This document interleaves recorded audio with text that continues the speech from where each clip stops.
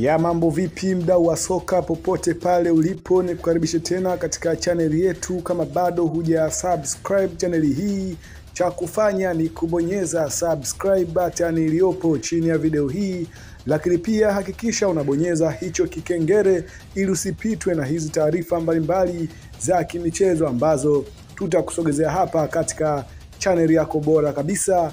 ya kimichezo. Bwana, kwa sasa tunaelekea katika kipindi cha msimu wa dirisha kubwa la usajili, ambapo vilabu mbalimbali vinataka kuboresha vikosi vyao kwa ajili ya msimu mpya wa ligi kuu ya NBC pamoja na msimu mpya wa ligi ya mabingwa barani Afrika, hususan katika vilabu vya Simba na Yanga. Moja kati ya usajili ambao unatajwa ndani ya klabu ya soka ya Yanga ni kurejea kwa nyota wa klabu huyo ambaye alitimkia katika klabu ya soka ya Azam, na huyu si mwingine ni Faisal Salum Feitoto Abdalla, ambapo klabu ya soka ya Yanga inaeleza kuwa tayari wameshafikia makubaliano ya pande zote mbili kwa kuweza kumrejesha nyota huyo katika klabu ya soka ya Yanga, na Feitoto amekubali kurejea ndani ya kikosi cha klabu ya soka ya Yanga, huku akijinasibu kuwa anahitaji mafanikio zaidi katika mchezo wa mpira wa miguu, na dau kubwa limeweza kutajwa kwa ajili ya kuboresha maslahi ya mchezaji huyo, ambapo inaelezwa